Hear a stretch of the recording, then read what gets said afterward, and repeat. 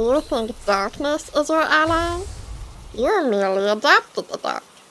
I was born in it, molded by it.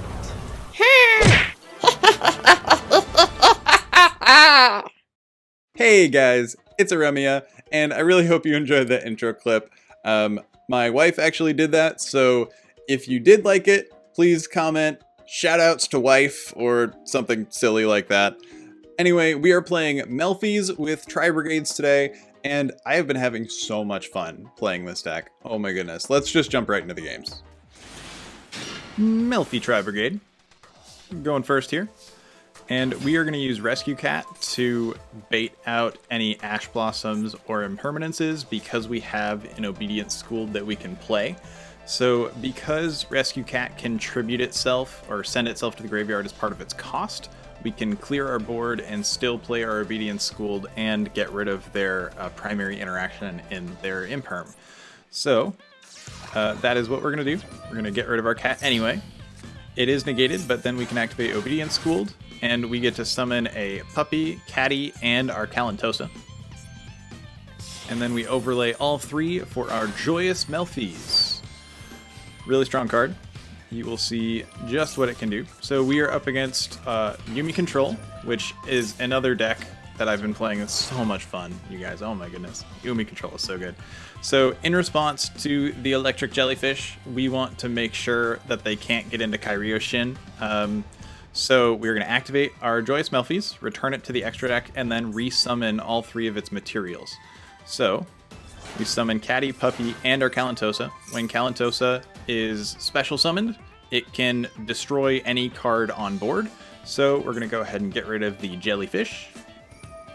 And we also started with Hop Ear Squadron in our hand, which is really good. So we can chain it and then go up to Herald of the Arclight for an extra negation. This deck really puts out this innocuous board. Like, all we had was Joyous Melffys, but what they don't realize is that we literally have like 3 pieces of interaction where they don't even see it coming, right? So Joyous Melffys summons Puppy, which can then summon another Kalantosa and destroy something. Kalantosa is summoned, we can destroy something too, so we have 2 destructions. Melffy Catty can search Alpha for our turn 2 play, or Hop Ear Squadron, which we can go into right away, and then have an extra negation, just out of nowhere. So, I love this deck. This deck is so much fun, you guys. And then they have Umi, and I don't waste my negation yet. And we draw Airborne Assault, summon out another Nervall, and go for Ferrijit. And bring out a Kerass, and Kerass can summon out Shuraig, and they scoop it up. Melffy Brigade on the draw of this game. And they set a card and activate Heavenly Prison, and then do nothing else. So we have Catty and Puppy in our opener, which is actually pretty nice. And then we have 2 Kerass and an Airborne Assault, which is a little awkward, but that's fine. We can use Airborne Assault on Puppy to search Nervall, and they go ahead and banish it with Network Trap Hole, which is kind of cool, and they set an Imperm. So Puppy here tries to activate when they summon their Heavenly Prison, because we could go Kalantosa and destroy the Heavenly Prison or the Imperm, whichever one we wanted to do, but they do go ahead and Ash it, so we can't do that. But that is okay, because we still have Kerass in our hand. We can summon it with its special ability, go for Ferrijit, and then during our end phase, summon out our 2 Melffys. So we do still have a lot of interaction that they don't really see coming, and they make the mistake of letting Catty resolve. I mean, I don't really blame them for this, to be honest. Like, you don't see Melffys ever, right? So they don't know what we can search with Catty and what we can do with Hop Ear Squadron. So let's go ahead and see what we can do here. So they're going to do some Traptrix things, and the second Sarah comes down, I want to activate my Melffy Puppy, alright? This is going to let me summon a Kalantosa and destroy their Traptrix Sarah, which is one of the most important cards for Traptrix because it sets up their entire game plan. So, in response, of course, they're going to activate their Parallel Exceed, and then they're also going to activate their Imperm, when we summon our Kalantosa to try to destroy their Traptrix Sarah. So, in response to the Imperm, we can actually chain Hop Ear Squadron and then Excel Synchro and dodge the Infinite Impermanence and still destroy their Traptrix Sarah, which is so cool. That's why, guys, I love Hop Ear Squadron. It's such a cool card. Anyway, they go ahead and summon Underworld Goddess with our Ferrijit, which honestly doesn't really matter. And they can go ahead and use it to swing over our Herald of the Arclight. We get a redraw, but we really like having Puppy and Catty in our hand because it sets up our game plan. Cool. So we draw an Ash Blossom, and then do nothing and just summon our Melffys at the end of the turn.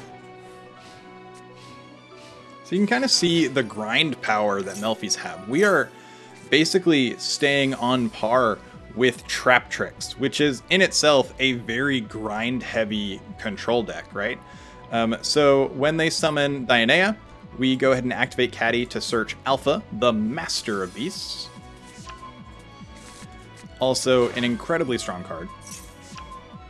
And they're going to do some stuff, and they go Kalaria. So in response to the Kalaria, we go ahead and summon another Chia Pet Hedgehog and destroy their Kalaria. Because, you know, we want to make sure they don't have their Traptrix stuff. We can get rid of the Goddess whenever we want. And they make the mistake of not reading, and they compulsory evacuation device the Alpha. So you would think that would work, but it doesn't actually. Alpha's condition for summoning itself is only that your opponent has more attack power than you have. That is not a hard once per turn effect that would prevent you from summoning another Alpha that turn, right? That is just its condition for summon, and he's gonna bounce our Alpha, and then we're just gonna resummon it, right? Because the condition is still met. He still has more attack power than we have, so we can still summon Alpha. Only this time, I am the one who does not read his cards. I activate Alpha and try to bounce the Underworld Goddess, and I didn't realize that Alpha actually does not target. He targets your own cards, not the opponent's cards, to bounce them, and Underworld Goddess is only affected by stuff that targets it. So kind of a funny interaction. They still come out behind because they lost their Compulse, so it's okay. We summon Alpha for like the third time that turn, which is pretty funny, and then we just pass, and we can summon our Catty and Puppy. And we have 2 Ash Blossoms for really no reason whatsoever. And in response to them targeting our Puppy, we can go ahead and do Kalantosa, and Kalantosa does in fact target to destroy. So we will go ahead and target the Underworld Goddess and destroy it. Cool. And they pass turn. Alright, we draw the nimblest of beavers, and they go ahead and activate Torrential Tribute. So this is really good for them. They should have waited, because you'll see we actually still get the effect of Nimble Beaver to summon another beaver. But it is pretty one-sided. And what's actually funny is Nimble Beaver's effect resolves after it's destroyed. So it ends up summoning itself from the graveyard with its own effect, which is hilarious. And then we just swing in for 400. Gotta get that clock going. And then we just summon our Puppy again. So we are out-grinding Traptrix this game, which is so crazy to me. And when they summon, we summon Kerass in defense because it has 1500. And this is a really simplified game state, right? So 1500 defense is actually pretty good against their 1400 attack. And then we can just go for Shuraig, banish 4, summon the Ominous Omen, and banish their Traptrix. And you can see why we use Tri-brigade here, because it helps us push for damage. Like, Melffy is super grindy, and it can actually set up a lot of advantage, but they're all like level 2 beasts with like 300 attack, right? So they can't really do a whole lot. But we still can use them to trigger our Shuraig and our other Tri-brigade stuff, right? It's actually really strong. So, you know, out-grinding Traptrix. That's kind of crazy. That is kind of crazy. This deck is so much fun, you guys. Melffy Brigade. Get to go first this game. So, just going to activate Obedience Schooled, and they max C. But because of the wording on max C, we summon 3 monsters, but it's 1 summon, technically. It's all simultaneous, so they only get to draw 1 card. And then we're going to overlay for Joyous Melffys, so they get to draw 2 cards off the max C, which really isn't that bad. So then we just set in Impermanence and our Tri-brigade Nervall that we had in our hand, and pass turn. So we are up against Branded Despia with some adventure stuff, and that's tough to deal with. So in response to their Fateful Adventure, I am going to activate Joyous Melffys, and then go to destroy the token. Maybe I should have done that sooner, and I could have gotten rid of the Fateful Adventure before they could do something with it. But it is what it is. They do manage to get their Wandering Griffin Rider down, which is unfortunate. And then we go ahead and activate both Catty and Puppy. So I'm not sure if I should have chain blocked the Puppy in order to get another one of our little Chia Pets, or the Catty. I did it this way, and I think I'd probably make a mistake here because I end up searching Hop Ear Squadron because I'm in love with Hop Ear Squadron for some odd reason. And we go up to Herald, but they can actually just swing over it. So this play is not the worst, right? It makes them use up their battle phase when they otherwise could have probably done more, because they have to swing over the Herald, otherwise we have an extra negation, right? I think maybe what I should have done is search for Alpha Master of Beasts, just because that card is really, really good. But it's fine. It is what it is. So they swing over our Herald, and then main phase 2, they start playing, grab a Branded Fusion, and go ahead and summon their Lubellion. But they don't know that we had Imperm all along. So we prevent them from going into Mirror Jade. And this is actually totally playable, right? We can totally play through all this. We do draw a Rescue Cat, and they Ash Blossom it, which is unfortunate, but fine, right? We can still play the game.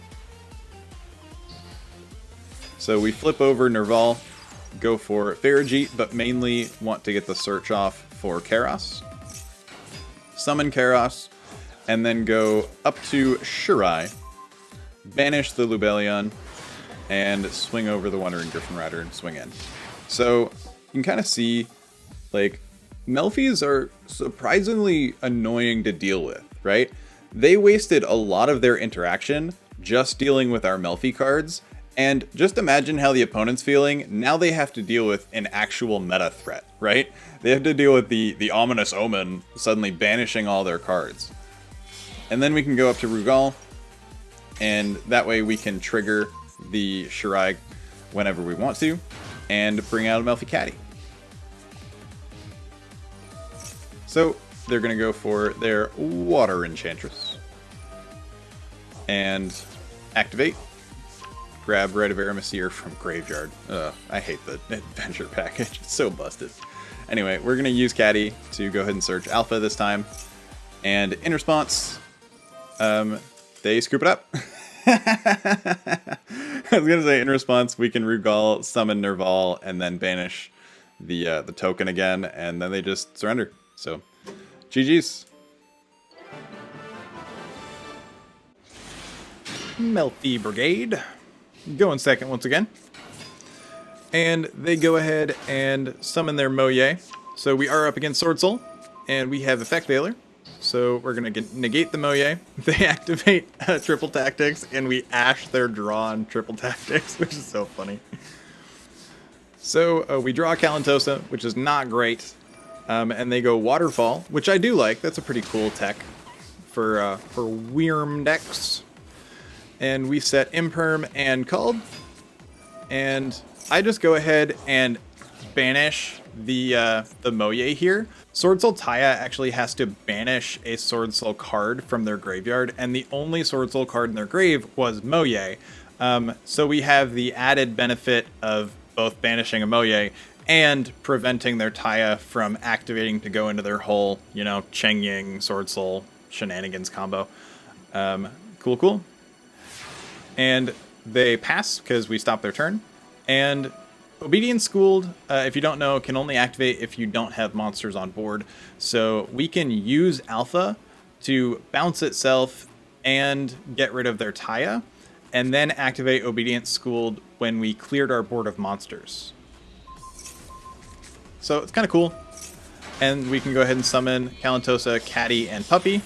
Go for Joyous Melffys and swing in.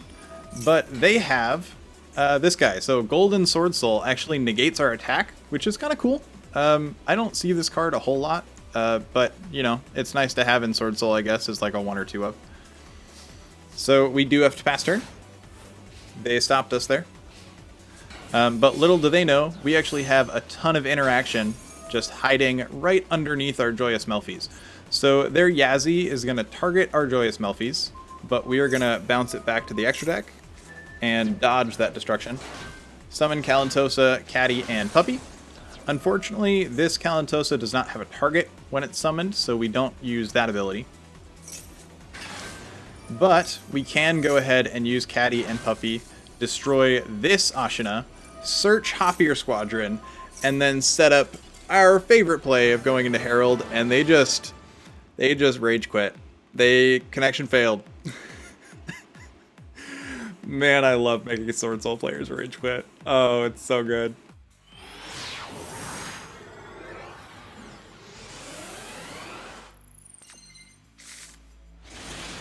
Melffy Brigade. Okay. So we can scout the Imperm or Ash with Rescue Cat. Okay. We're gonna go 2 doggos. And then Melffy of the Forest.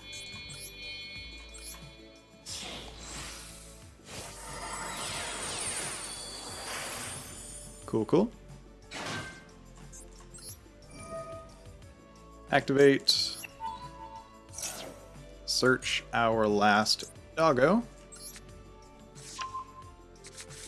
Cool, cool. Activate Airborne Assault. Bring out Nervall. And go up to Ferrijit. Yeah, so that should put 5 monsters in our graveyard. Ferrijit, activate Nervall, search Kerass. Okay. Activate Ferrijit. Special summon the Kerass, not to the middle zone, because I have made that mistake before. And banish 4 cards, banish everything except the Nervall, so we can get a follow-up play. Summon Shuraig. Yeah, I'm assuming. Don't activate. And then go Rugal.